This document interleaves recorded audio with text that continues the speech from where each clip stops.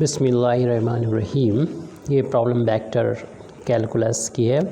A particle moves along a line so that its acceleration at t is at is equal to 3t square minus 1।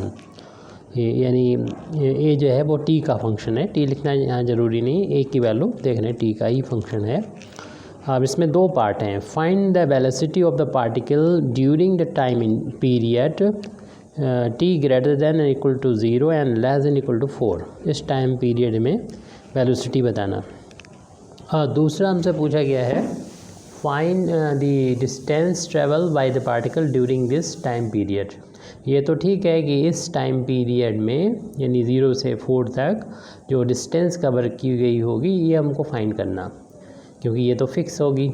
लेकिन जो यहाँ पर पूछा गया था कि velocity of the particle during time period this, तो चूँकि वेलोसिटी पॉइंट वाइज होती है तो टाइम पीरियड में इसको नहीं निकाला जा सकता। हमने एक वीडियो और भी इसका बनाया था, हालांकि वो समझ में नहीं आया तो उसका लिंक हम इसमें डिस्क्रिप्शन में प्रोवाइड कर देंगे। उसमें एक वहाँ पर हमसे गलती हुई थी, इसलिए इसको और वीडियो बना रहे हैं। लेकिन ये वेलोसिटी के लिए, डिस्टेंस के लिए यहाँ थोड़ी सी हमसे गलती हुई थी, यानी उसको हमने लिमिट को अप्लाई नहीं किया था। लेकिन यहाँ पर जो वेलोसिटी है उसमें लिमिट को अप्लाई नहीं कर सकते। फ़िलहाल हम इस सवाल को लगाते हैं, क्योंकि एग्ज़ामिनेशन भी होगा तो किस तरीके से इसको लगाना है वो हम देखते हैं। तो सबसे पहले तो जो हमें गिवन एक्सेलरेशन है इसका सोल्यूशन में हम लोग लिखेंगे acceleration is equal to given acceleration जिसको v हम लोग a से डिनोट करते हैं। a की वैल्यू दे रखी है 3t स्क्वायर माइनस 1। अब यहाँ पर हम लोग इसका फाइंड कर लेंगे। एक्सेलरेशन को लिखते हैं dv ओवर dt से, और ये वैल्यू है 3t स्क्वायर माइनस 1, और हम dt को उधर मल्टीप्लाई भी कर सकते हैं। तो therefore dv is equal to 3t square minus 1 into dt, ऐसे भी लिख सकते हैं। और दोनों तरफ इंटीग्रेशन करेंगे तभी हमें वेलोसिटी की वैल्यू मिलेगी। लेकिन ये वेलोसिटी जो होगी वेरिएबल होगी। अब यहाँ पर हम अगर लिमिट लगा देते हैं, अप्लाई कर देते हैं कि यहाँ से टाइम जो है 0 से लेके 4 तक चेंज हो रहा है, और इसमें हम लिमिट इसकी लगा दें, अप्लाई कर दें, या कहना चाहिए इसमें या इसमें बात एक ही है, तो हमें वेलोसिटी तो मिलेगी। लेकिन ये वेलोसिटी जो मिलेगी वो 0 पर मिलेगी, 4 पर मिलेगी। मीन्स जब टाइम t बराबर 4 होगा तब उसमें से t बराबर 0 वाली वेलोसिटी माइनस हो जाएगी। इस तरीके से इसकी जो वेलोसिटी जो इंक्रीज़ हुई है, इस जैसे अगर हम इसको टाइम पीरियड को इस एक्सिस पे डिनोट करें तो यहाँ से टाइम की शुरुआत हो रही t बराबर 0, और यहाँ पर टाइम जो है वो 4 पर ख़त्म हो रहा। तो इस पॉइंट पे वेलोसिटी कितनी थी, क्योंकि ज़रूरी नहीं इनिशियल वेलोसिटी 0 हो, तो कुछ हो सकती है वेलोसिटी हो। जैसे कि यहाँ पर मान लेते हैं कि 5 मीटर बाई सेकेंड है, और यहाँ पर इंक्रीज़ या डिक्रीज़ करते हुए वेलोसिटी कुछ और हो गई। हमने माना कि इंक्रीज़ करते हुए 50 मीटर बाई सेकेंड हो गई।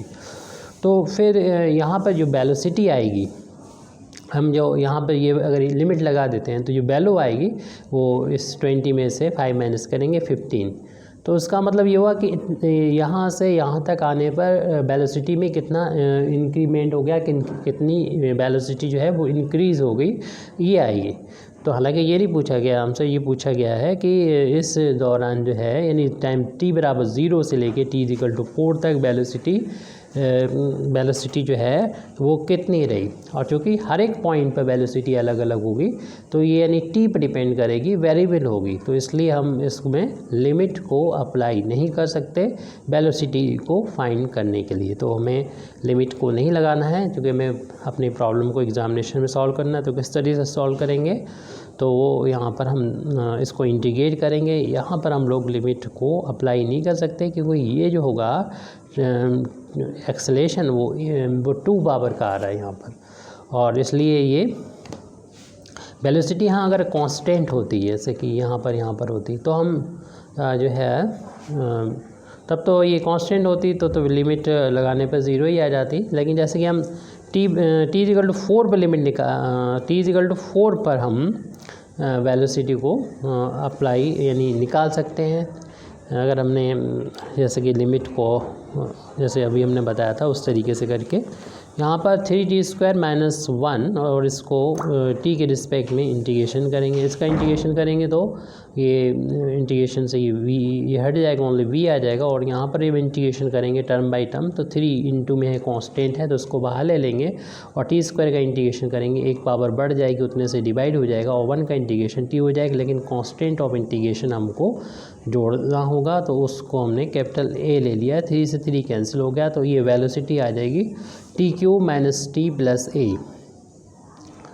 अब यहाँ पर दूसरा पार्ट, ये तो फर्स्ट पार्ट हो गया और ये देखना है कि जो टाइम है सॉरी वेलोसिटी है वो टाइम पर डिपेंड कर रहा है, यानी इसकी यहाँ पर वेलोसिटी अलग होगी, यहाँ पर हर एक पॉइंट पे वेलोसिटी अलग होगी, लेकिन हम किसी भी पॉइंट पर वेलोसिटी को फाइंड कर सकते हैं। डिफरेंस अगर चाहें तो डिफरेंस, लेकिन इसमें डिफरेंस नहीं पूछा गया था, इसलिए हमें लिमिट को अप्लाई करके इस तरीके से डिफरेंस नहीं निकालना है।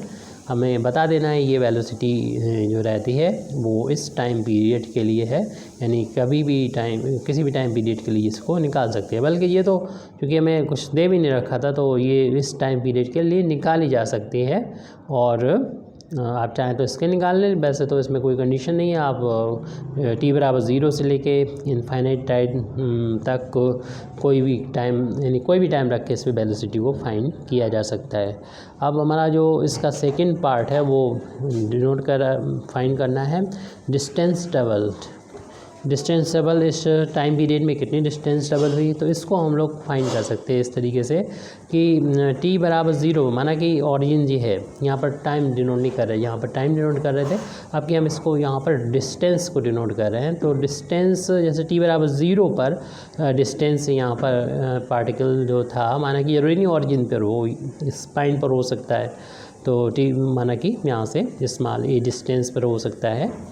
और फिर उसके बाद जब t = 0 था तो जरूरी नहीं कि वो ऑरिजिन पर हो, ऑरिजिन से अलग कहीं पर हो सकता है। और जब t = 4 होगा मतलब इस टाइम पीरियड का लास्ट पॉइंट यानी लास्ट टाइम, तो वहाँ पर तो ये डिस्प्लेसमेंट जो है उसको हमने शायद पिछले सवाल में S1 से डिनोट किया, तो इसको भी S1 से डिनोट कर दें। और इसी तरीके से t = 4 पर जो डिस्प्लेसमेंट होगा S2 तो वो यहाँ पर आ जाएगा। इस तरीके से अगर S2 में से S1 माइनस करेंगे तो जो डिस्प्लेसमेंट है इस दौरान जितनी डिस्टेंस ट्रेवल हुई है यानी t = 0 से 4 वो निकल आएगी। तो इसमें हमारे लिए लिमिट लगाना जो है वो ठीक रहेगा। वेलोसिटी बताया, इससे हम डिस्प्लेसमेंट निकाल सकते हैं, इससे डिस्टेंस जितनी कवर की वो निकाल सकते हैं, क्योंकि स्ट्रेट लाइन में डिस्टेंस और डिस्प्लेसमेंट में कोई डिफरेंस नहीं होता है, तो ये डिस्टेंस को निकाल सकते हैं इंटीग्रेशन करते हुए। तो पिछले सवाल में यही नहीं किया, तो इसलिए हम इसको करना ज़रूरी हो गया। तो ये हो जाएगा द रिक्वायर्ड डिस्टेंस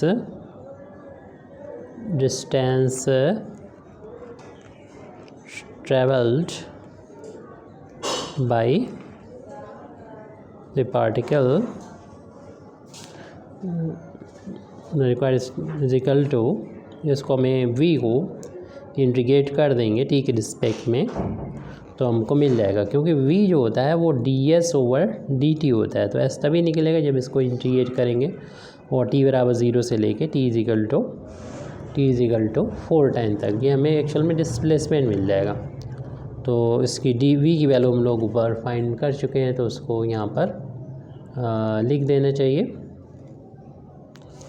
तो यहाँ पर हम लोग को इसको लिखेंगे, लेकिन कांस्टेंट जो है वो हमसे दूर नहीं जा पाएगा। कांस्टेंट यहाँ पर रहेगा 0 to 4 और v की वैल्यू रखेंगे t³ - t + a। अब इसको इंटीग्रेट करेंगे t के रिस्पेक्ट में, तो integration t⁴/4 - t² + a constant होगा, 1 का इंटू मान लेंगे, तो 1 का इंटीग्रेशन जो होगा a कांस्टेंट इंटू में बाहर कर देंगे इंटीग्रेशन के साइन से, सिर्फ 1 रह जाएगा इंटीग्रेशन के साइन में, और 1 का इंटीग्रेशन t होता है। और इसमें लिमिट अप्लाई कर दी जाएगी 0 to 4, तो अपर लिमिट रख देंगे 4⁴ / 4 - 4² /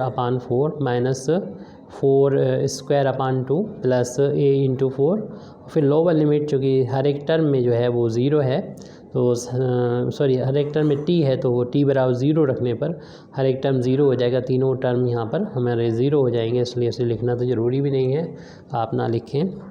और इसमें पावर एक कैंसिल हो जाएगी, नीचे 1 पावर है, तो 4 की पावर 3 माइनस ये 16/2 हो जाएगा, प्लस का 4a आ जाएगा। और यहाँ पर a इंटीग्रेशन कांस्टेंट है जो पहले से चला आ रहा है, और ये 8 हो जाएगा, और ये 64 माइनस का 8 प्लस का 4a, तो यहाँ पर हमें a का इस्तेमाल, जो कांस्टेंट ऑफ इंटीग्रेशन हमारा चल ही रहा है, ये बचेगा 56 प्लस का 4a। तो इस तरीके से हमारी ये प्रॉब्लम कंप्लीट होती है। Thank you very much indeed for listening me. वाखिर दावाना अल्हम्दुलिल्लाहि रब्बिल आलमीन।